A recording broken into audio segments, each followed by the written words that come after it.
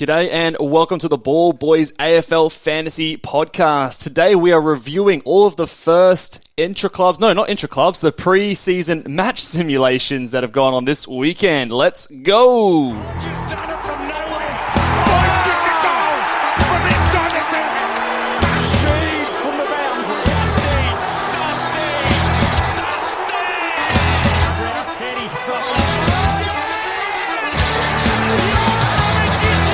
Petrarca. Oh, wow. How good is that? The legend becomes immortal. G'day and welcome again to the Ball Boys AFL Fantasy Podcast. I'm your host, Mitch Casey, and you can find me on Twitter at Ball Boys Fantasy, and I'm here with Luke. Luke, footy is back. It's back, mate. How good was it to just sit down, have a beer yesterday afternoon and put some footy on? Hey, even if it was a little bit spicy, those recordings looked like it was done on an iPhone, I think, from a distance, but still good to have footy back. Yeah, footy's back. Obviously, there's Twitter is ablaze at the moment with stats of all sorts of kinds. You know, there's been some CBA trackers, some people putting out their piece. You know, we've put out a few little nuggets as well. But obviously today we're going to be going deep dive into all of our thoughts of the teams that have played the preseason match simulations. We probably won't cover the guys that I know they had some intra-clubs, I think today or yesterday, being the Bulldogs and the Giants. We won't cover them in this podcast, but we'll obviously cover them later on next week when they are playing a more televised, legitimate practice match. But yeah, lots to get through today, man. I'm excited. Absolutely, yeah. It was like you said, Twitter was buzzing for the last couple of days, and it sucked a little bit that there were a few of the games played during work time. I didn't get to catch as many live as I would have liked, but we've kind of watched some back and just little bits and pieces. Obviously, you got the replays you can throw back on KO and skip through a few different things. Even if you're just looking forward to the CBA, skip to the next one. It, So set shots on goals, skip. Yeah, don't need to see that. So go through sort of similar to what we did with our watch list team, but just go through club by club and basically the main things that stood out to us, with a few maybe key points that I'll we'll stop and pause on, and some things that we've learned, some new players on our radars, some players maybe we're putting a line through potentially. So let's start over in Adelaide. Start with Adelaide. And I think their fans are buying grand final tickets, didn't they? Yeah, they seem pretty up and about. Yeah. So I think in our preseason watch list, we probably didn't cover the guy that we maybe should have, and that being a Wayne Millerer. Someone who obviously burnt us all last year when we picked him when he didn't play the preseason games. Yeah, he's obviously scars there. He's played the preseason game now, so there's a check in the box. Seems to definitely have a role off half-back. What did you think of Miller and how he looked? I didn't watch all of the games. I'll say this off the top. Yeah. I didn't watch all the games all the way through. For the most part, I've probably watched for every game. I've watched bits of every game. I've watched the first half for the most part because a lot of the time the experimentation comes in after that. So for me, I've just sort of watched the first half. From what I saw from Miller, I thought he was okay. Yeah.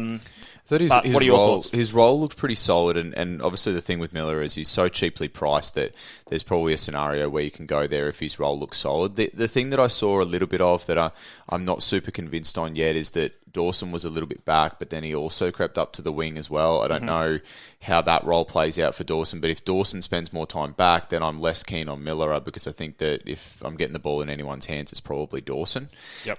The other thing that kind of popped up in my head as well is this year we can only select Miller as a forward off the bat, and how does that impact your structure when you've got a guy like Toby McLean, who a lot of people are hot on there in the forward line? We've got value with some of those undervalued premiums. Then you've got rookies there as well. So I was playing around with my team before and I just couldn't find a way to fit him in there that I just felt really good about. Your thoughts? Yeah, I somewhat agree. He's a guy that, like, if you just put him and McLean up against each other, you'd usually prefer the half-back type role as someone playing maybe like a half-forward wing sort of type. But if I look back at his seasons in the past, his career high has been a 77 back in 2019. Yep. Priced at, what is he priced at? Like a 40, 49, 50? Yeah. You'd almost need him to get to that like career high best to be a worthwhile pick. And whilst he could do it, I don't know if it's I don't know if it's a guy that if I'm moving heaven and earth to fit in my side, because like you said, there are a lot of good options in there. Yeah, there are. So it's a watch still for me, and I think when you have a career high of sort of 77, and then you're coming into a team where Dawson is kind of more that guy. The way I looked at it, and we'll sort of group those 2 points together, but Dawson to me looked like he was playing more halfback than wing. A little bit of wings. We sort of said that we wanted to see him more of that halfback, and to me he was doing that, and they were using him a lot in my eyes. So I think that for me, I'm a little bit not on the Miller train yet, but I haven't ruled him off just yet because, like we said, he is cheap. Yeah. He is in a friendly role, I guess, classically, but again, when I combine that with his scoring pedigree in the past, I don't know if it's quite enough for me. Yeah, you're picking 3 of those undervalued premiums up forward at least. Yeah, and then at least you've got one spot for that McLean or Miller in my eyes, and then like you said, you've got some rookies that you can pick there. Some good rookies in there, Philippou and Sheasel, who we'll talk about a little bit later. But let's move on to the next Adelaide player that we were looking at, and for me, the cyclist Pedlar looked like he might have taken his bike and ridden home. I think at points during the game. So the poor fella was probably a little bit of a victim of the role that he was playing. So I think he was playing like a deep forward kind of pressure crumbing role, and us fantasy coaches that's not where you want your players to be. So he is so cheap. I think he's 210, something like 213 there. So, if you see that he's got good job security, he could be a rookie that you picked. But just in terms of how he went in that preseason game, we really didn't see much. He's not someone you want to have on your ground. I think we can rule that out. Yeah, we don't want him on our ground. He's a bench option only. Yep. And he might be a solid bench option, and sometimes we need those guys. Like last year there was a Corey Durden type, who maybe a little bit less that defensive style, more of that like goal kicker, but he was by no means a guy that lit the world on fire with his scoring. He just kind of chipped along each week and made us some decent cash that way. And Pedlar I see being potentially the same sort of type guy. Yeah, it'll be interesting to see what happens there, because I noted that, and I think, correct me if I'm wrong, I think Rochelle played a little bit of midfield time. A little bit of midfield time early, but then went forward later. They've added Rankin. Isaac Rankin as well. So they kind of all... They've got a few little small forwards in there. So just be interesting to see with the cyclist what happens. The cyclist, we'll see.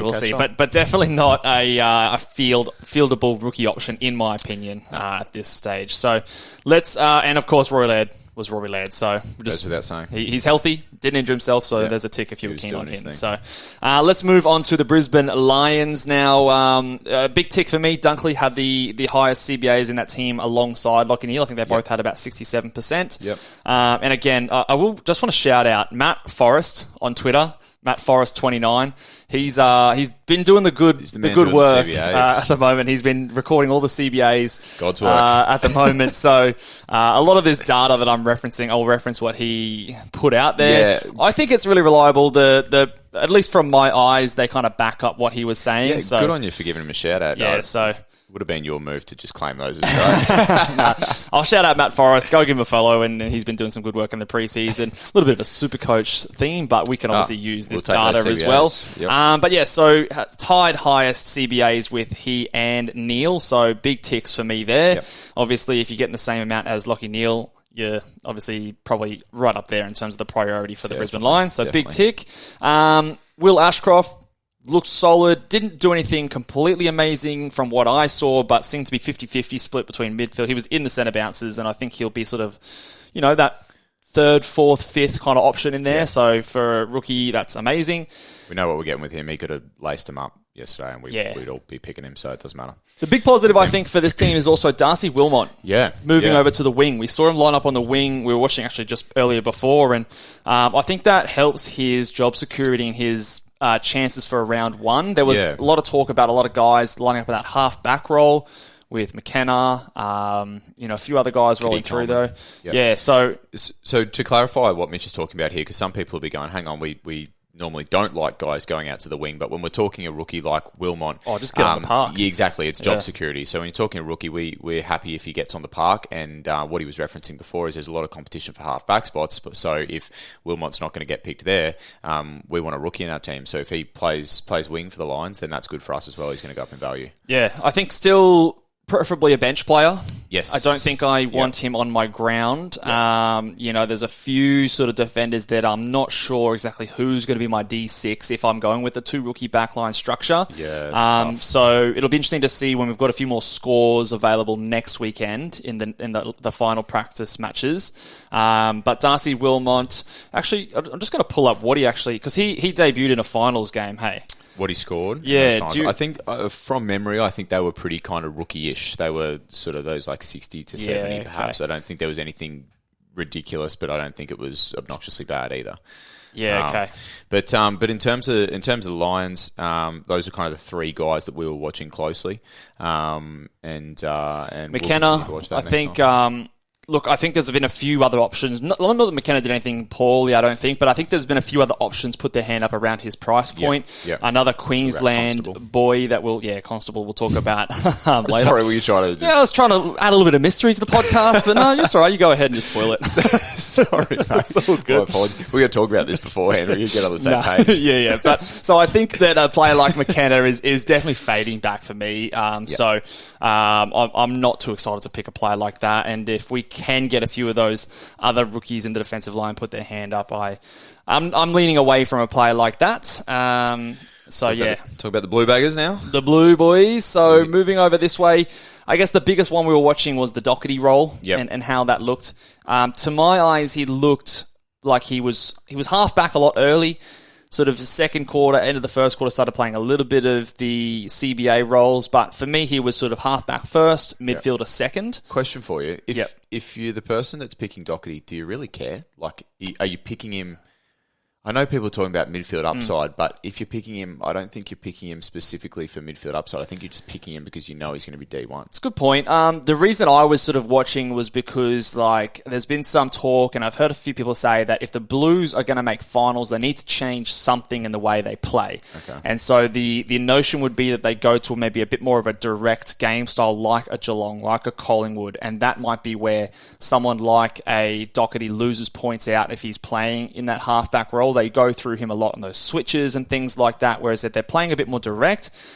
As a defender, I think that hurts him a decent amount. As a midfielder, perhaps not so much. Although in saying that, a lot of those sort of Geelong, Collingwood, Richmond games, it's been the midfielders that haven't scored. So, look, I don't really know. It's just, I guess, you want to kind of know what you're buying when you're paying that much for him. So yeah, I'm paying a lot. I guess that's what it looks like to me. Again, how that actually works out with the scoring, it will be interesting to see next weekend when we do have some actual stats there. But for me, he still looked like he got a fair chunk of it. They were using him still on some switches. He was getting some +6s when he played in defence. I don't think he necessarily racked it up a ton in the midfield when he was in there, but again, it's a practice match. They're kind of going half pace. He doesn't have to prove anything really there, but it is just an interesting watch on him, and I think for me the flow-on effect for him getting in there a little bit meant that the way I watched it, and again I'll double check Matt's CBAs, but Cripper and Hewitt were the 2 clear number 1 guys in my eyes, and then there was sort of a mix mosh of the next sort of lot. So we were looking at Adam Chera to see where he sort of sat in that pecking order. And if I just have a look, so we had Cripps at 84%, Hewitt 70%. Kennedy at 60%, Chera 48%, and Doherty 36%. So Doherty the lowest of those ones, Chera the second lowest. So to me, that's that Chera thing where, 50% CBAs for me, it's not enough. I would need to see him. I would need to see him at 70% in a game like this and be close to that Hewitt type, and have those two be clearly like the top 3 clearly. Yeah. But if that's not the case, to me, that's another sample of that in the next preseason game, and that's a line through him. Even if he has a bigger role next season, it's still very iffy for me to select a player like that, just because, like I've said before, I don't want to rely on other players being out for him to get the role that I need him to get. Yeah, it starts to get a little bit risky. The other young fella that we were watching in that game was Lockie Cowan as well. I think he might have had, again, correct me if I'm wrong out there, guys, but I think he might have had a little injury scare, maybe a little rolled ankle or something like that, but kind of played through. He's kind of interestingly linked to Doherty in a little bit. I mean, in terms of filling maybe the half-back role void that maybe Doherty leaves if he does go into the midfield. He's one of those ones that I'm not 100% sure whether he's going to be there round one, but if he is, we'd kind of welcome that, and especially there were some things that I saw him do that there was like some flashes where I thought, oh, that was nice. He looked composed and he was skilled by foot. There's no doubt he's a classy player. It's just whether Carlton can make him fit into their squad. Yeah. And it's hard for me to also, when I'm watching a few other things in the same game, like I wasn't fixated on him, so without the stats there to sort of marry up with what my eyes said, it's like, okay, did he have just a few quality things that really caught my eye and then nothing else, or was he also collecting some of that easy ball? Not 100% sure, but again, someone that I'm watching, and I think compared to some of those other guys, if I do see a Cowan named in round one, I think he's a guy that I wouldn't mind having on my field. I know we've had a few comments from some Blues fans saying that they don't think Cowan would be there for round one. I think there's a chance, definitely, from what I'm hearing on Twitter and from what I've seen in that game. I think he was starting on the field in that game as well, so that's always a positive in my eyes.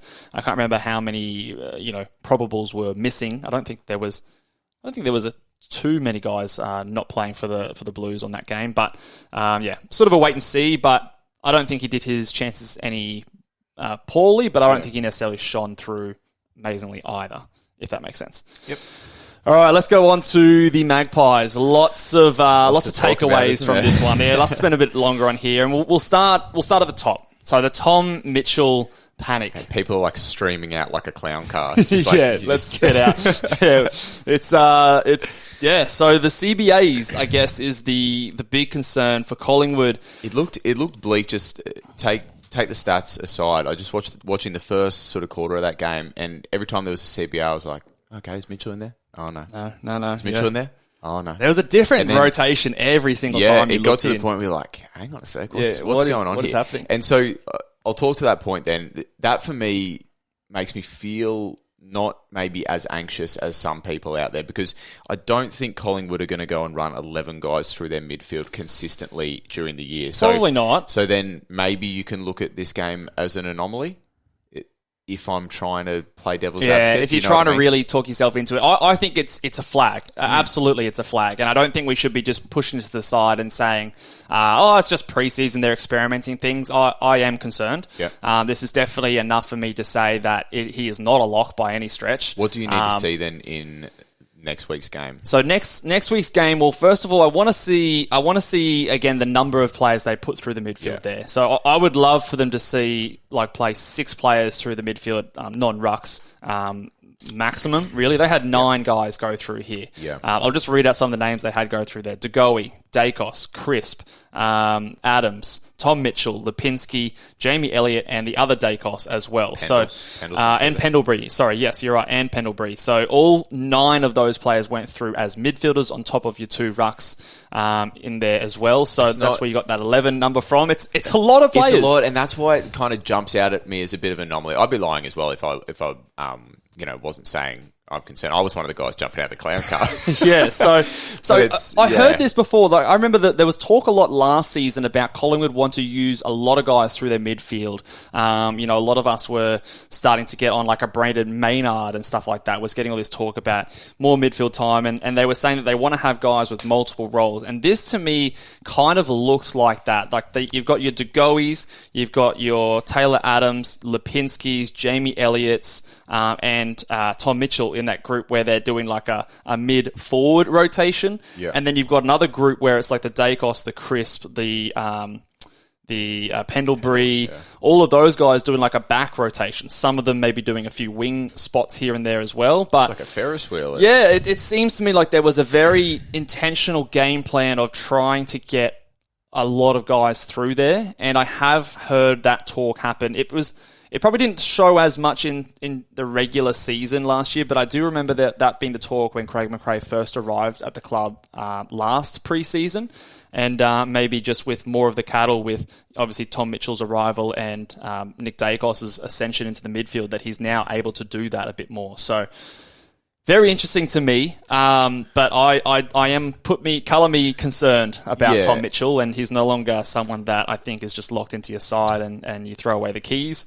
Definitely someone I think you should absolutely be having to think about. Yeah, it's definitely funny since then I've been playing around with my team and he's come out a couple of times. I don't want to be reactionary either. Like I do want to kind of wait and see what happens next week, I think. Yeah, I mean, look, obviously it's a data point. Yep. We use it, okay, and then we sort of see what happens next week and what the trend Does it is. become But a trend, but in saying that, like he was clearly forward as well. Like it wasn't like he was just managed time on ground. Which to me is a little bit just mind-boggling. He was playing a high half forward role, so he would start forward and he would come up to the stoppage and stuff like that. And look, he was still in and amongst the action, but it just, it's definitely a flag when obviously the reason we thought he has upside is because he played 50% CBAs last year. Yes. He goes to a new club and we go, okay, cool, he's going to be their main bull inside. Let's project 70% CBAs for him. That gives him the upside that we want to pick him.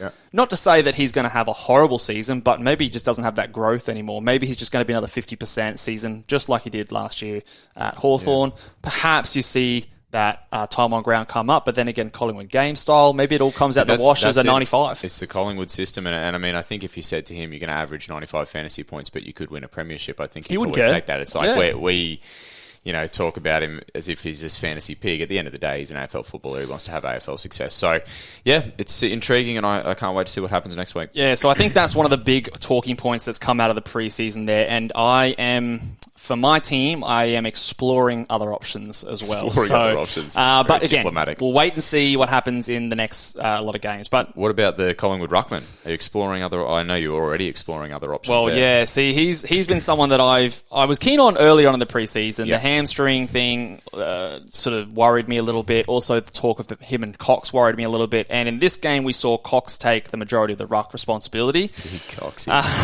So a lot of people out there are sort of justifying that by saying, okay, he's coming off this hamstring, they're managing him a little bit. Of course, Cox is going to get more time now. So that could be the narrative if we see next game it flip. Yeah. But I'm still concerned that it's going to be that a 50-50. seems like a little bit of a desperate justification. Yeah, it does to me. It's sort of like, okay, we've heard them talk about Cox and him sharing time. We've come out in the preseason, he's done a minor hamstring. He's coming out, he's had less time than Cox. Cox, I think, got 50% if I again reference Matt Forrest here. So 37.5% for Cameron, 50% for Cox, and Frampton had 12.5, I think, when Cameron basically, I think he might have been managed in the last quarter there. But so 50-50 essentially for the time they shared. And I think that is something that we might have to prepare for the season. It's concerning, especially at that price. We've talked about this with a couple of ruckmen, that you could be left really in no man's land, especially if you pick Cameron expecting him to get up close to those top sort of 4 or 5 ruckmen and he just kind of plateaus and goes nowhere. Then you're left in a situation where you need to find some cash. So I still think he's got upside. Like, even if he's playing 50-50 role, I think... Do you reckon he's still got upside? I think it's not much, but I think he could be like a 90s guy, like a 90 guy. I reckon. Maybe not like mid to high 90s. When he's priced at, I think, low 80s, 82, 83. So he might be like... He put up some stinkers late last year. Yeah, but he also had some games where he went well. Like, I'm pretty sure he had a game where in a 50% ruck roll, he had 130 or something like that. It took maybe some goals. Out to 90, but... Yeah, I don't know. It's enough to scare me, obviously. Yes, I don't think... If I knew, say this, if I knew it was 50% split the whole season, I wouldn't pick him. Yeah, I wouldn't pick him. I would go somewhere else. But... Yeah, it is very interesting to watch. And again, you've also got the added element of the sub and things like that, which we talked about in our Risky Players podcast more recently. So that was him. And then the last player that I was really keeping my eye on here was the Dacos role. Seemed to be like what we said in those CBAs. He was one of the top guys in those CBAs. Yeah. Seemed to find a lot of it, 52%. I think it's a positive sign. Oh, it's definitely a positive sign. And remember, he's a defender. So to get even close to that top 6 defender, then he has to average mid-90s. 95, I think, is the line we'd want. So mid-90s. I think if he plays 50% midfield, he's going to get very close, if not exceed that. And then the good thing about Dacos is that if he does, for whatever reason, go back into a half-back role, we can be pretty confident that he's going to go down, take some kick-outs, and he's going to get an average of 90 or greater as well. So I think there's a little bit of safety there. There's reasonably high ownership. So Dacos did take 2 kick-ins as well. Yeah, so I'm in that game. from the game on the weekend, he's actually firmed more in my calculations than anything else. For me too, and I also want to I'll highlight that because like say if we think that Tom Mitchell's not going to do what he's going to do, that also helps me justify the breakout that we're expecting for a Nick Dacos as well. Because what I was trying to wrap my head around before with this Collingwood team is they're a low-scoring team from last year. You're adding in a Tom Mitchell, and if we all expect him to be going 105, 110, well, where are these points coming for Dacos? So we'll expect him to jump up another 10 points. If that's not going to happen, that makes it easier for me to go and see the pathway for Nick Dacos to take that next step. So for me, they're kind of like almost, you know, as Tom Mitchell comes down, Dacos kind of rises up for me. So again, I've said this a few times already, single data point, but again, a significant one for me. We'll see how it looks in the next game, and I'll also be keen to watch everyone's sort of time on ground stats as well. So how much is time on ground affecting Tom Mitchell, and how that marries up with the CBA stats. So lots going on over in Collingwood, but very, very interesting. So let us know what your thoughts are. What are you doing with Tom Mitchell in the YouTube comments below? So let's move on to the next one here. Essendon. First game, or second game, I think, on that Thursday. Did you catch a lot of this game? I sort of watched the first quarter a bit. I really didn't tune into much of this game here. The only sort of... I know that there's definitely people out there selling the big dogs in Merritt and particularly Parrish, seeing Parrish as being a little bit underpriced. Even Parrish burnt me last year, and that factors in. But for some reason, he's just not the kind of player that I really get around either. It's just... Yeah, just in terms of like... I don't necessarily resonate with the way he goes about it. He needs the game, the way I see it, he needs the game on his terms. Yeah. He needs to find a lot of the ball to score big, which he can. Yeah, obviously, he definitely can. But so I wasn't sort of keen to watch Essendon from that perspective. The only guy that I actually was keen to sort of see was Setterfield. Yes. And I noticed that 70%. Your boy on Twitter there had him at 70% CBA. So I don't know whether, because I didn't watch the game, I don't know whether that translated to plenty of the ball. But in the next couple of days, I'll probably be going back and having a bit of a look at that KO. Yeah. I think, like I said, I didn't watch too much of this game, but again, I wasn't really watching too much for Essendon. One of the rookies, Jai Menzies, apparently kicked a few goals and looked pretty decent. Just another name to add to the mix in terms of those forward rookies. I think he's, again, probably of a similar price from the top of my head, around that 290 sort of mark. 283 he is. He seemed like, from what I saw, like a forward and played solely in that forward 50. So... there seems to be a lot of options down there. I think that maybe his job security might not be as high as some of those other guys, but he obviously did enough to impress that didn't do his round one chances any harm. So another sort of rookie to keep our eye on. Let's move on to the next guys. Freo. It's the ones we got to sit down and have a beer. Yeah, this was the first one on a Friday afternoon yesterday. So Hayden Young is where we'll start. It was a disappointing beer in that regard. Yeah, he didn't do a whole lot. It was pretty quiet. Yeah. I think from what I saw, again, the Freo Dockers, the whole team was a bit a bit off, didn't they? Not going full pelt. No, it was interesting. There was no Luke Ryan, and so Mitch and I were both sitting there thinking, okay, we'll get a really good look at whether Hayden Young is... There's hardly any kick-ins from what we watched. Then, Adelaide kicked like 2 behinds. It was like 10-2 or something, and one of them he was on the bench, so we saw one kick-in. I don't know if... Probably had to watch for a little bit longer, but it just in what we saw, and then what I sort of saw in the wash up on Twitter as well, is there was no one really selling him big, and there were a lot of people just kind of suggesting that he was pretty ho hum.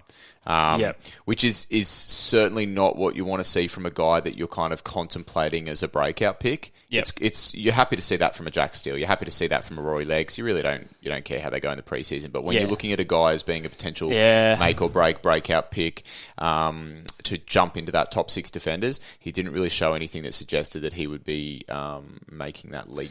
Yeah, and we were also looking at the game style for Freo as well, and whether or not that like chip mark sort of style was there a lot. And there wasn't as much as I feel like I remember seeing in regular season games. And I was asking you what your thoughts are like on a ground like that, where you don't have, it's a bit windier and things like that. You obviously don't have the stadium surrounding you, and it's sort of like a trial game. And, are we really chipping the ball around in like a practice match? And that's the only thing. And I said to you on the day, didn't I? Is that if you were chipping the ball around in a practice match, I think everyone would be looking at you going like, what the... you're doing. Like, come you on, know what I mean? let's have a go at it. Let's experiment and try some things and take some things on. The kind of slow game style and chipping about comes about from pressure in a game situation. So I think next weekend will be a better idea for me.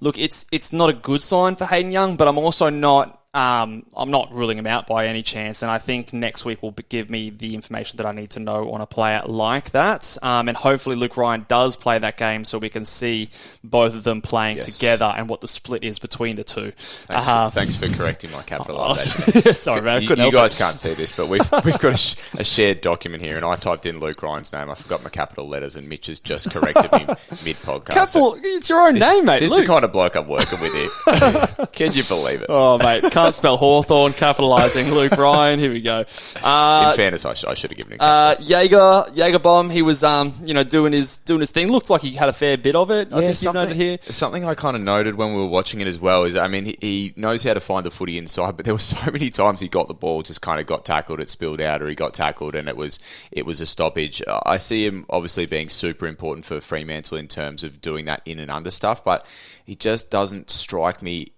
in that midfield as the guy who'll pop out and get many plus sixes. Mm-hmm. I think you've already got a guy like Brayshaw who could possibly be the best in the league at popping out for plus sixes. I just don't see that as being Jaeger O'Meara's role. He led the team in CBAs, 80%. So that's obviously a lot up from his his Hawthorn days. But yeah, I sort of agree with you in terms of. Yeah, even if he does outscore his price, he's interestingly priced, I would probably say. I don't think he presents a heap of value or enough value, but then he's also not a guy that you'd pick with a guarantee that he's going to jump into the top 8 mids. Yeah. He's 29 years old. His career high is 99.6, so 100. Priced at 82.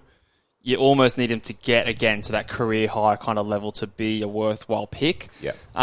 Which, look, he easily could do. Like, he's very consistently, like last year, 96. Year before COVID, that was a COVID 76. So that's probably close to that sort of high 90s mark. Yeah. Then there was the 100. Then there was the 96 again. So he's pretty consistently a 95 to 100 kind of a player. So that gives you, maybe 15 points of upside. It is still ending in that awkward spot, though, where you're not quite 100 averaging mid, so you're still a step away from the big dogs there. It's not cheap like a Sheed or anything like that, so it's just that really awkward price, and I don't find myself gravitating to players like that. But he is underpriced. If he came out and started, the first half of the season doing 105, I wouldn't be shocked or blown out of the water, but... probably just not a player that I'd jump on. All right, let's go on to the next squad here. Who have we got next? Down to the Cattery. Yeah, the Geelong. This was the first game, and everyone was very excited with a few players in here. Particularly a couple of the younger guys that have come into the side in Tanner Bruin. Did you get to watch this one? I watched a little bit of it, yeah. So I was watching this one. See, I got a job, so I yeah, I was at the gym at that time, and I was sort of just like watching it and like between my sets. Yeah, that split shift works wonders for you. It does sometimes when I've got a bit of free time in the middle of the day. I should just stop the class. I mean, sorry kids, we're streaming the game. Yeah, no, we're doing stats today, guys. It's all maths. So let's go. But yeah, Tanner Bruin got a lot of CBAs, and also Jack Bowes. Everyone was very excited. Everyone was saying that he was the best on ground. To me, though, he played a high half forward role with a little bit of midfield, but to me, the midfield stuff came when everyone else the game was over very quickly. They were very much experimenting. So I know some people are excited about Jack Bowes. I'm not. I don't think the role is going to be something that I could rely on, and I don't think that in a team like that, this is the perfect example of a team just kind of coasting in a game like this, especially the older big guns. Geelong seems so insular with everything they do as well. They don't offer a lot in terms of, hey, this guy might be playing this role or whatever. And then, like you said, they're a team that's just coming off a flag. They're just going to be ticking boxes. Yeah. They're not going to be doing anything drastically different.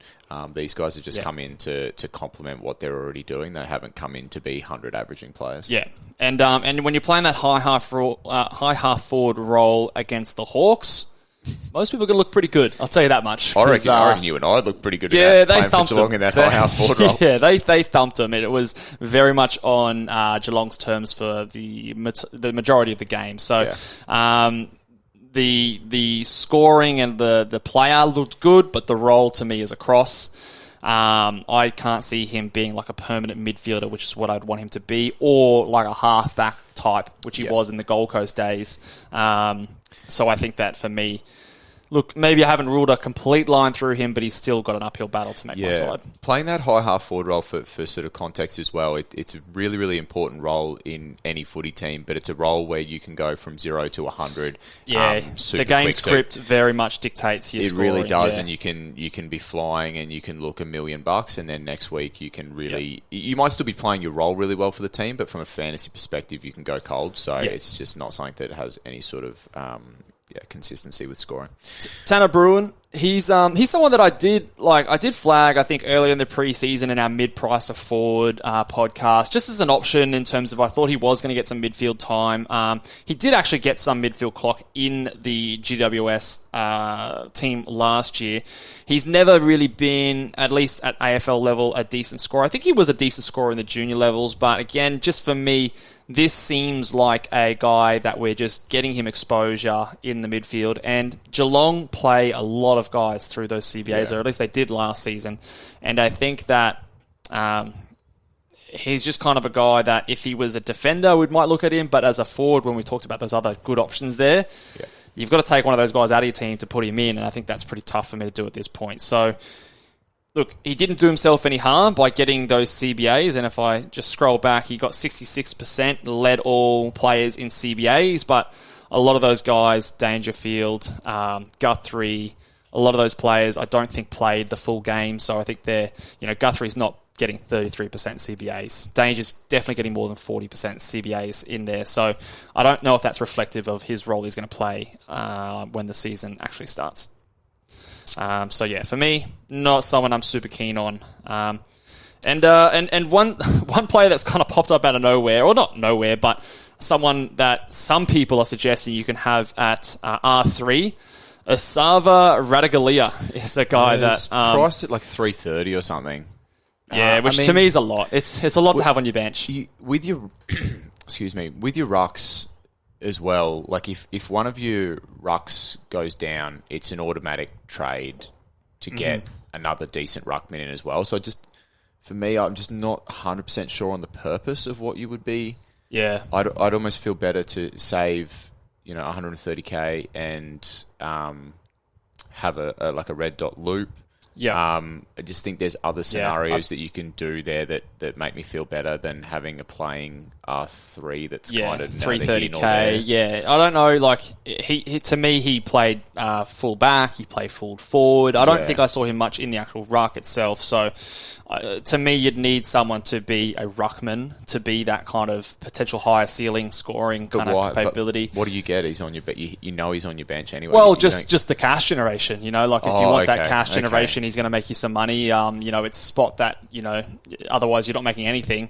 That's true. If he can make you still 200k, it's still worthwhile. But I just don't think that Radaglia is going to do that. I don't think he's going to score well enough. Would you prefer the 200? Let's say he does make 200k. Would you prefer the 200k or the ability to loop straight off the bat? If I could guarantee 200k, I'd probably take the 200k and use that. But again, I think that's a very big if. I don't think he's going to definitely do that. Yeah. So for me, I'm not really entertaining that thought very much from my side. All right, let's move on to the Gold Coast. Do you want to allude to this guy again, or should I just come out and say his name? Well, go on. You said the Constable. The Constable. Here he is. He looked bloody good, I tell you that much. I watched, again, first quarter and a half of this game, and he found told me he was lot waxing, of the ball. mate. He was getting a lot of the ball. Took kick-ins. Kick-ins as well? Yeah, I think he had 4 kick-ins. Is that kick-ins played on all of them. Who was missing? Was there anyone missing? There is a few players, so I think it's Will Powell and Lockie Weller who are injured at the moment, and I'm not sure if they're going to be right for round 1. Okay. So the question mark on a Constable is, well, firstly, how long are those guys out for? And secondly, if those guys come back in, are they straight back into the side, or do they spend a bit of time Lockie Weller, I think, is straight back into the side. He's a decent guy. And is Constable the guy that makes way for those kind of players? So for me, this is the guy that if you want that kind of McKenna, Caulfield kind of type, Charlie Constable is the guy that you want. He's 330k, so he's 40,000 cheaper than a McKenna. So basically, you're looking at him as an expensive rookie.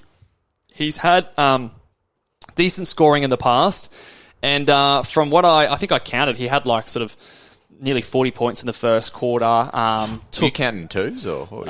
He was getting a lot of +6s, man. Like he's got that kind of headless chook kind of running around, give it to me, scream kind of thing.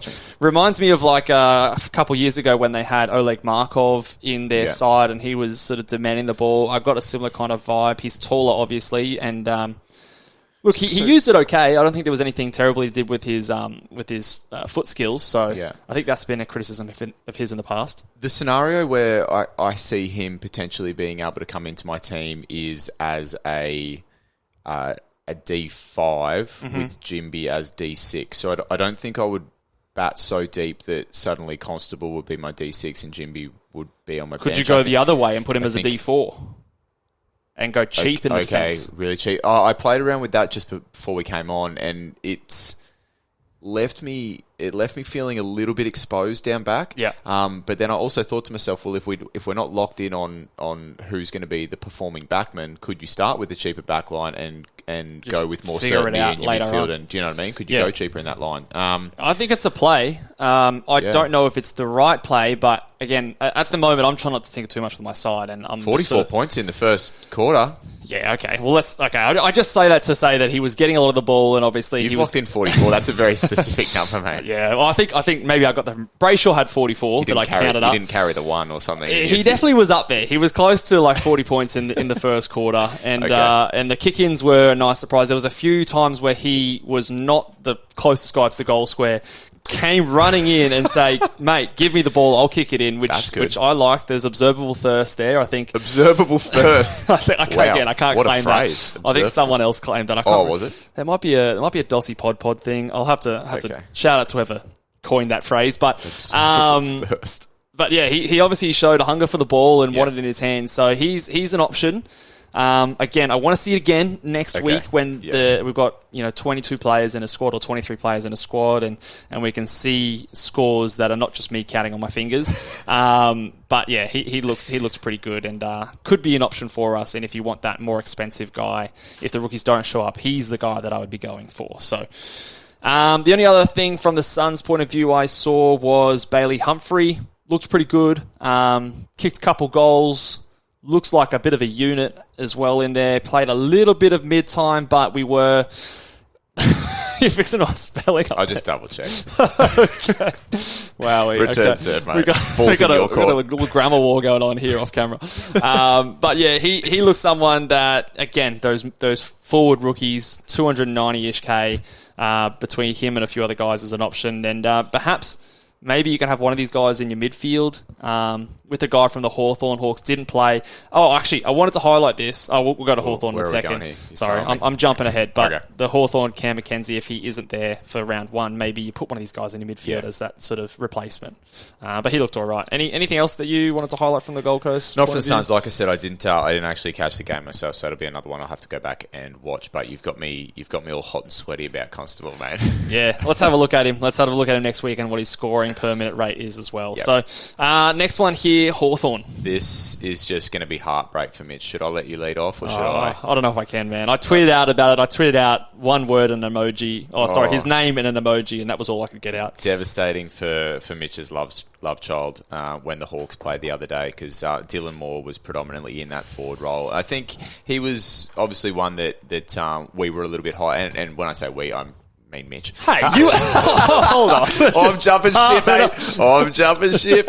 No, we were pretty high on, but a lot of other people out there were kind of sceptical, and maybe they were sceptical for good reason, because it did look as though Dylan Moore was playing predominantly forward, and Hawthorn were electing to go with some of those younger, well, not younger, but some of those up-and-coming mids in Newcomb and Ward there. And this is where I've got to separate what I think should happen and what is clearly happening, right? Yeah. So I believe that Dylan Moore is a great player. Yeah. I believe that he would make an excellent midfielder, and you owe it to yourself to at least try it for a longer stretch than sort of 5 games at the back end of the season. Yeah. I would personally be prioritising him over someone like a Warpool and those sort of types. He's not...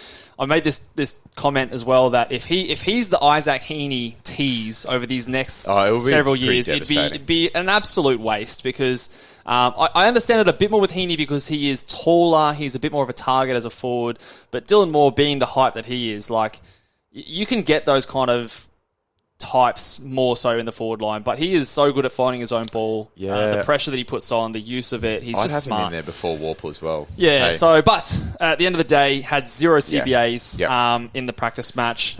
It nearly, if he does anything less than sort of 70% next game, But you were or quick, 50%. You were quick to replace him, but we'll talk about it. Yeah, We'll talk about it. I've got my next guy to throw in there. Mitch is quick on the rebound. We'll talk about another fella later. So he's trending down and nearly a line through. Will Day, I want to get your opinion on Will Day. Defender, someone who is quite cheap, 500 and I want to say 17,000. My main thing 537, sorry. My main thing with him is I'm concerned if Hawthorn play a few night games. I need that cricket noise. I swear to God, I need the cricket noise. That's next. That was next actually a good one, podcast. eh? It took me a minute. I was like, hold on, can he not see? No. I didn't even prep that one. Jesus Christ. No, Will Day hasn't come into my calculations. Nothing to do with the time of the game that they're playing. But do you remember? Oh, just a little side rant. Do you remember digress, that BBC ad where they did that nighttime, daytime? Have you ever seen that? Oh, I'll have to tweet it out anyway. It just reminded me of that. He hasn't come into my calculations. He is a guy that people have been talking about because he might be attending some centre bounces. But just in terms of like structurally, I'm getting to the point now with my team where there's really kind of only a few spots in my mind that are really kind of genuinely up for grabs. Yep. And it's like I said with Mellera before, the structure is kind of not lending itself to too many of those guys. Yeah. I think of all of those guys, like we talked about Bose earlier, I'd have Will Day ahead of a Bose. We're going to talk about a Hunter Clark later. I think those two are potentials. I'd need to see more data. I don't think I've sold yet, but it could get there if I see a little bit more and if I see them like put up some decent scores in the next game, or at least good points per minute in that next game. But it is noteworthy that, and a lot of time I think Selby has said this a few times, the great man, that defenders... What are you laughing at over there? No, you butchered Jeremy Cameron's name. Oh, mate, You've put A's where there should be O's. I'm trying to get this shit out as fast as I can while I'm watching the game. Give me a break. We're going to have to get through. We're already at 45 minutes. We're going to have to get through this stuff. Oh, it's going to be a big pod. Strap yourselves in, guys.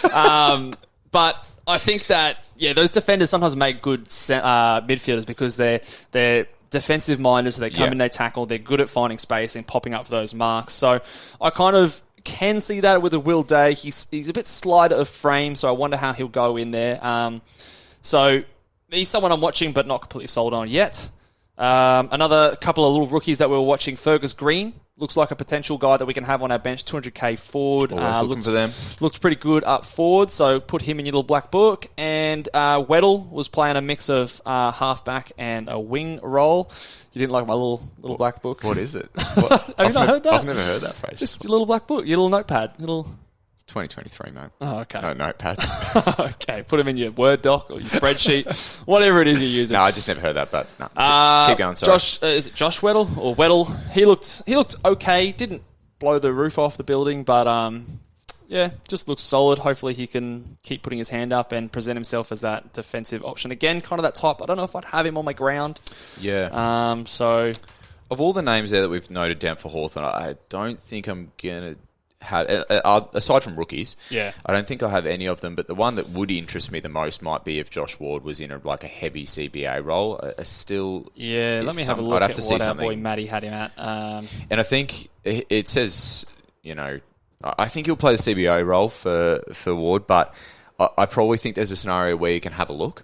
Yeah. You don't have to... He played 50% on the weekend, apparently. Yeah, okay. So it's probably not high enough for me. Will Day, 33%. Yeah. Newcombe was the highest at 83%, but then the next was Warple and Ward at 50%. But I think a lot of those guys sat out a lot of the end bits, so Connor Nash went in there. Yeah. Henry Hustwaite went in there for 50%. I don't know if he's going to get that kind of time. All those guys you can have a look at. You don't have to start with them, and you're not going to get completely burnt. So. Yeah, so that's sort of tough.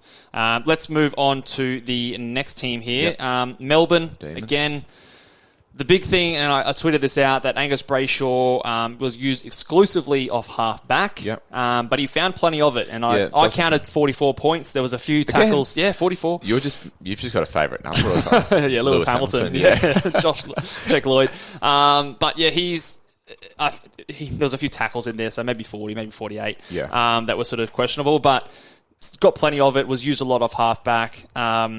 We didn't see any wing wrong, which was what we were clearing off. So, and I don't think we will. Lockie Hunter's in there. So, yeah, for me, he was another guy that actually firmed, even though he wasn't maybe playing that midfield role that we'd hoped.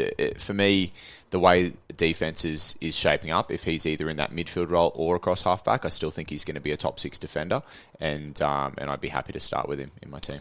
Gordon Grundy pretty much split it down the middle, 50-50. I don't feel like we learnt enough. No, I don't think we learnt much to do anything. I think it's more cementing of my thinking of just don't mess with it and just figure some more data out the more we get into the season. Just wait for one of them to get injured and then jump on the other. That's it, yeah. Jump on them when that happens. So outside of that, they had a few more guys running through the midfield, I think like a Sparrow and who else ran through there? Oh, someone else. Viney was in there. Oliver, Petrarca, Sparrow. I can't remember. There was one other person, so a couple other guys that weren't normally in there, and the fact that Brayshaw was also not one of them probably means that at least while the Salem thing is going on, that we're not going to see Brayshaw in the midfield. But again, we probably won't find out until the season actually starts. So I'd be drafting or picking Brayshaw with the expectation he's going to be halfback. Yep. North Melbourne. Exciting, mate. Played against our boys at Richmond. And just quietly, Luke Davis, you look really good. Well, you might have flopped on more, but I think you might be onto something there, Mitch. He's only 8% owned, but he looks really, really good. No, but honestly, he is firming in my side. Mitch wants him all to himself. Don't tell anyone, but he did look really good and played high time in the middle, 81.5%. Now, flag. Okay. Asterisk. Flag, where's this come from? No Simpkin. Yeah. And no Ben Cunnington. But remember the squirt that we got from Roy? Yes, we do remember that squirt that he gave us, that Cunnington. Oh, sorry, no. Simpkin won't be playing as much CBAs as possible. Yep. I think it also will affect the other guys more than it will affect LDU. So Phillips was in there 67% of the time. Zerha, 67%. Yeah, Will Powell, 60%. Curtis and Shield both just over 11% as well. So I think those guys would be the ones hit more than not a big flag. LDU. Yeah, especially because he finished the year with about 80% CBA. So I think Cunnington I see that comes continuing. Takes away from Phillips. He was getting space. He was laying tackles and clearances. They were using him and looking for him a lot. I am very bullish on LDU. Where do your concerns lie in terms of tag? Because is it like, why bother tagging it when you play North Melbourne, or is it you just take the best player, in this case it's LDU? For a player like that, when he's valued like he is, I'm not as worried about a tag. And the other thing that to me is a lot of teams, especially early in the season, don't typically tag, especially a team like North Melbourne. Like, those tags typically come later on in the season, unless you've got like a known tagger, like in the past when it was a who was the guy from the Giants? I was going to go real far back and go Ryan Crowley. Oh, yeah. Do you know Ryan? No, I don't think that was before my time, mate. That's it. Yeah. Showing my going right back there. Yeah, but like, so these guys that like are known taggers, you sort of maybe look at those and that's the flag. But I think general team to team, most teams aren't going to be tagging the first sort of 6 rounds. I agree with that. And when you're having to play like LDU, like by the time you sort of figure out, oh, hey, this guy's actually pretty good, he's up at premium price. Yeah. So for me, I'm not too worried about that as a starting pick. If you don't pick him and he gets away from you early on, then you might consider it later. But he's cheap enough for me that even if he gets a tag here and there, like, he still averaged 106 with 2 tag games in the back half of the season last year. So can I jump on that one with you? Because you made me come down with the Moore one. As long as you don't tell anyone else, mate. I had to go down with the sinking ship, but I'm going to jump on the LDU one. Mate, if he flops, I want you to know that you were on here as well. Yeah. It wasn't my call. You've got proof now, mate. You're onto it too. But he wasn't the only one that impressed at North Melbourne. Hey, Harry Sheasel. You were watching this one live. He looks like a gun. He looked clean. He played very much a forward role, but got up the ground pretty good. But he looked like, of all the forward rookies, to me, he impressed me the most. And it is funny with these rookies. It's the first time we have a chance to watch these guys play. So, looked very clean, very smart, used the ball. There were some really slick, quick handballs in congested possessions there. So, just looked more experienced than you would typically think of a guy who's never played AFL football. So, played forward, but got some good tackles. I think the first play of the game, he tackle, got a free kick, kicked the goal straight from 50 metres. So, look the goods. I'm pretty sure we can... Essentially, if he's there round 1, I'm locking him in and putting him on my ground. Just quietly, too, I think Clarko brought the Clippers with him because every single player... Oh, everyone shaved their head, yeah. Yeah, I think like LDU, Sheasel, Powell, Phillips... Yeah. Cunnington doesn't have any hair. Yeah, didn't have to worry about that. But yeah, they've all gone the buzz cuts, and you know what our thoughts are on buzz cuts. Yeah, so. that can only be good. And I've said this before, it's time for North Melbourne to stop being shit. It's time. Let's do it. So I'm bullish on a few of these guys. Will Phillips as well, had lots of CBAs. 66% I don't expect to keep up, but even if it's sort of 30 or 40%, I think that's a win for 270k. Big tick there. So again, player that I'm happy to have on my field. So... Going to have a few Roo boys in my side this year, I reckon. Yeah, exciting times. We will have to we'll just monitor again how it looks when Simpkin and Cunnington do come back and what the midfield mix is like. So, all right, Port Adelaide. Port. Interesting. I don't know if there's much we can glean from Port just with a few of the key guys that we wanted to look at being out. There. So it's particularly Butters, isn't it? Because the Butters being there, or in this case not being there, really for me impacts whether you get a genuine look at Rosie. It's kind of, I said to you this off air before, but if Butters isn't playing, potentially Rosie sees more midfield time, but there's also a scenario where Butters isn't playing, so potentially Rosie has to spend more time forward, depending on what Port want to do with it this year. So I think from what I kind of saw, Rosie was great. He probably had like a bit of a 50-50 split midfield and forward. We'd prefer the midfield time to be higher, but who knows whether that was just a 50-50 split. It's hard to get a read on. Yeah, it's hard to get a read on in terms of they're just sort of doing a little bit and then, resting him a bit more. But I think the wording from what I've heard is that it's going to be a similar role to what it was last year, which was about that 60% CBA. So, which he showed he could score. Yeah, which is maybe like 2/3 mid, 1/3 forward. So, and in that kind of a role, he could probably do about 100, I think. So I think that he is still a decent option. Didn't do anything to sort of dissuade me from there. But again, like you said, no Butters. Would have loved to see him play as well. Yeah. But unfortunately didn't get to look at that. The other thing that we were looking at is the lie, set and forget. I think he did his chances well for Team Richmond, at least. Yeah. I think he's obviously clearly the number one ruck. Yep. I think there was a lot of people that got a bit nervous when they swapped them around in the pre-season intra-club match, but we sort of posited to say that that's just sort of them evening up those sort of centre bounces and clearances and things like that, so they're not just dumping it down the Team 1's throat. To me, this is almost going to be like if we get to the teams and they name a tackle in the side with a lie set, that's maybe a cross. If it's lie set on his own, to me, I'm starting to think that that's kind of where I'm going to go. If it is a sole rucking responsibility, but I'm still open to other opportunities. It's just that the Darcy Cameron thing we spoke about earlier, it's really not...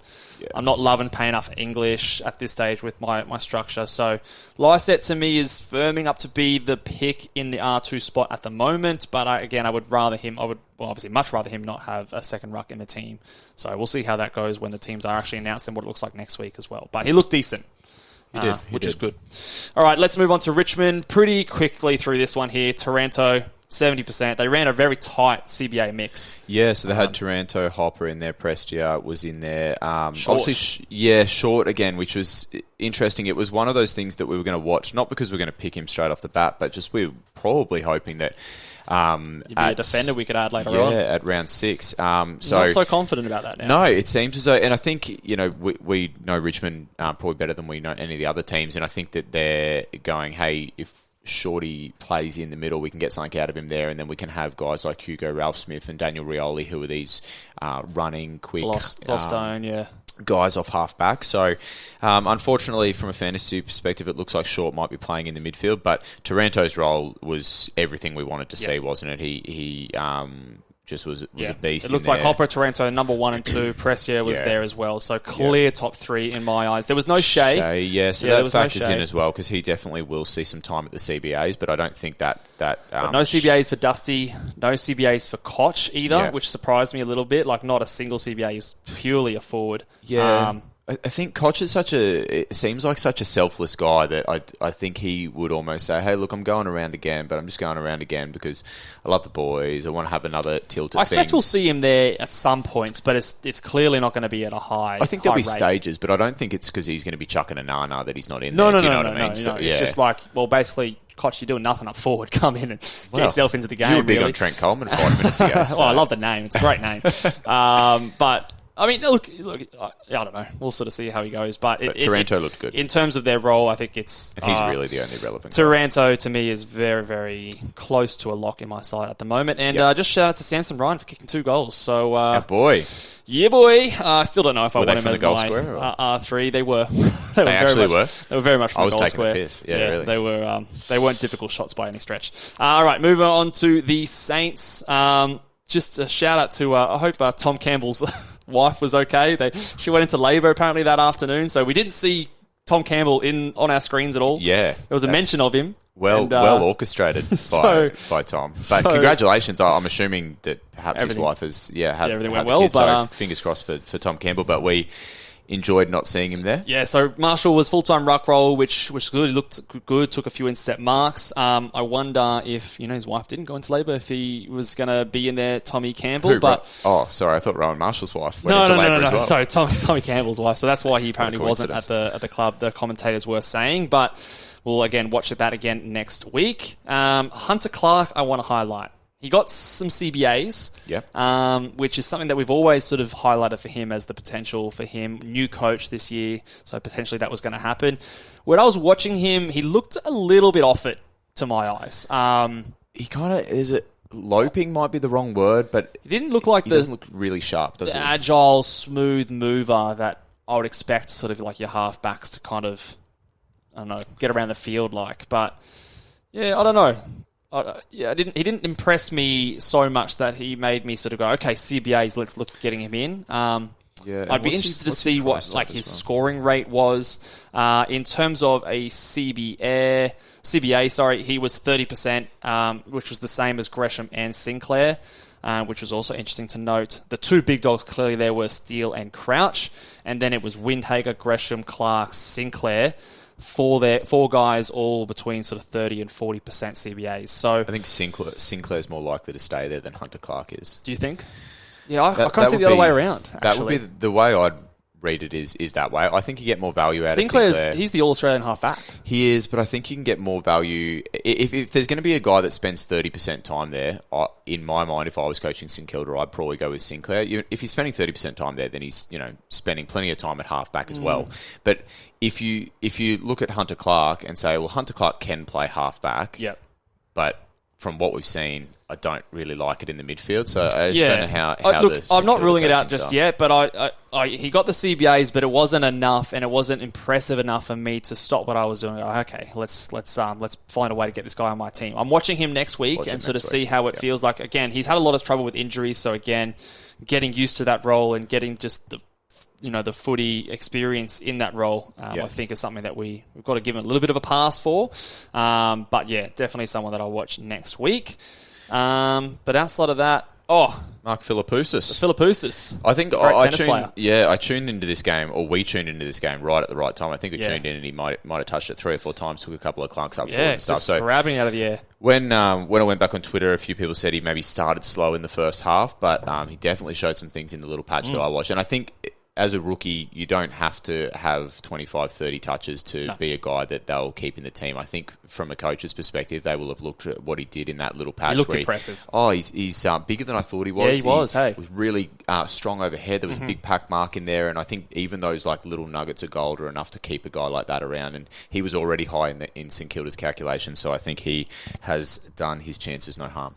Yeah, I think that, again, one of those sort of mid forwards that we can start. I think he's a fieldable option for us as well. Yeah. Sydney, here's the guy that we alluded to earlier. We did actually successfully tease this one, but we did. The Dylan Moore replacement, guys. Errol Goulden, giddy up, let's go. Just to give you context here, Mitch has put 3 exclamation marks in brackets after Errol Goulden. So 70% CBAs. That's what I'm excited about. Is it an anomaly, but? I have to think that 70% CBAs is not an anomaly. Even if you don't I don't know if we should expect him to be a 70% midfielder, but for me, if he's a 50% midfielder, that's probably still good enough for me. You don't accidentally slip into 70%. No, CBAs, there is clearly a role of him, and we know that he was often, on that defensive half of the CBA setup, so he was kind of like that sweeper role, getting a lot of those sort of finding space really, really well. He is a guy that I think that whilst we've mentioned him a few times, it's always been in the kind of, but there are other better options. And there was one podcast CBAs, you didn't want to mention him, and I had you had to bring it up. This is my hot take. Okay, all right, here you go. So you're saying I poo-poo Dylan Moore, and you've got the Goulden one here. I'm just jumping on everything, mate. Nah, keep going. But I am very interested now in Errol Goulden. I think we need to seriously watch him. Yeah, especially if it happens again next week. Like the question is, do you rather him over a Connor Rosie or a Zach Butters? You can get him for slightly cheaper. Look, if he's, again, and I don't expect this, but, if he's a 70% guy and Rosie's a 60% guy, I'd almost go with a Goulden over a Rosie. What did he average? 83 last year as a forward with 10% CBAs? There's a couple of things. There's a couple of things, too, that make this a little more impressive as well. From my understanding, everyone in Sydney's midfield was there. Yeah, I don't think there was anyone missing. So I don't think there was anyone missing, and he's played Tom Papley, I think, was the guy that we did highlight. So I think Goulden and Parker both went at about 70%. Papley was missing. If that was a very intentional move from the Sydney coaching staff that Errol Goulden were pushing him as a big CBA guy, I don't think Papley coming in necessarily hacks those CBAs from 70% back down to 10. So he was tied most with Luke Parker. Yes, yeah. So Warner was 44%, played a fair bit forward, we noticed. Rowbottom in there for 55%, Mills in there for 33%. I want to check how much game time Mills actually played, because in the half that we watched, Mills was in there a fair bit, so I'm not sure if he maybe rested the last quarter or something like that. But then Matty Roberts with 15%, which I think obviously he's probably not in their best 22. So you said it before. It's one data point. But I expect if we see something similar next week, somebody's going to have to ask Horst Longmire about it. Oh, 100%. If it's in the practice games and he's suddenly gone from 10% to 70% CBA, somebody's going to go, hey, what about Errol Goulden? Yeah, what are we doing here? But he's had 30 touches. What's the go? This is your classic third-year breakout when someone's progressed from the first year to the second year. He's improved his average in a similar type role. So he's gone from pure forward to a 10% high half forward kind of a role. Third year, he's going into the midfield. He's not yet 21 years old. He's had high reps on him. He looks like a gun of a player. His left foot kick looks elite. He looks good at finding space. He averaged 3.5 tackles last year with just 10% CBAs. So you see that potential for him being a guy that gets sort of that good spread of stats between disposals, tackles, and marks, can kick goals as well. Had an awesome kick in the first 20 seconds of this game. So he's ticking a lot of boxes here, and though he might not have been someone that was high on our radar, it was kind of a little bit of an afterthought, I think this data point is significant enough for us to... It's not us pulling someone from out of nowhere is what I want to highlight. It's not a guy that we've just been tricked into, I don't think. I think this is someone that is a genuine option in my eyes, and if he backs it up next week with a similar kind of game, he's definitely someone I think we need to consider. Yeah, it's I'm definitely going to be tuning into what Sydney do next week. Yeah. For sure. Let's move on to the last team we'll talk about today. Again, apologies for the long podcast, but, well, not really. It's a lot to talk about, and we love talking about this sort of stuff. We do love talking. West Coast, Sheed and Yo got time in the midfield.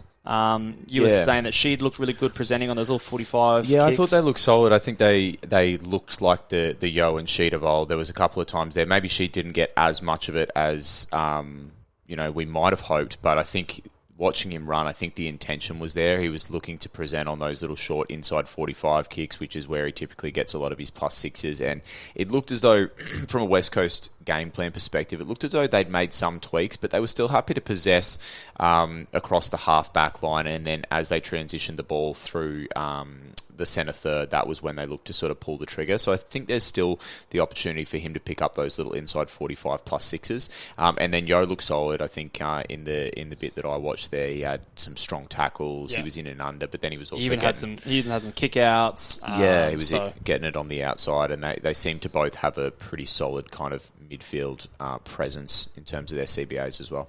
Yeah, the only other player that I wish we saw in this game as well was Ruben Jinby. I can't remember exactly why he was out. He might have been sick or something like that, or little niggle. So hopefully he's there next week as well, and he might even get in there for a few CBAs as well. But Sheed and Yo, the two highest CBA attendees for the game. So that's all positive ticks from my eyes for both of those guys who are pretty value, and I think they're going to be in a lot of size this year, and rightfully so. Definitely.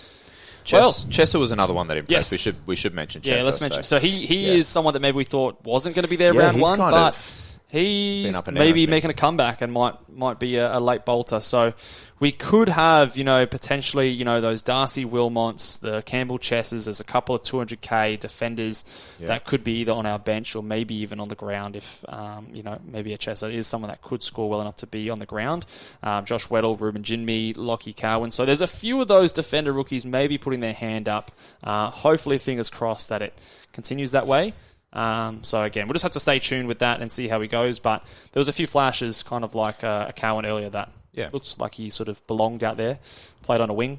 Even got a couple of CBAs in there as well, which I don't expect him to get, but the wing halfback role I think could be an option for him.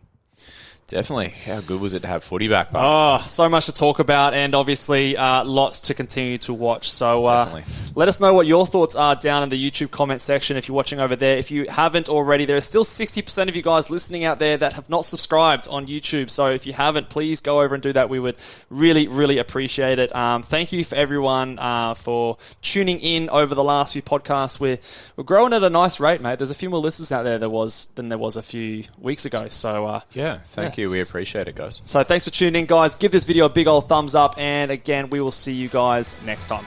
Laters.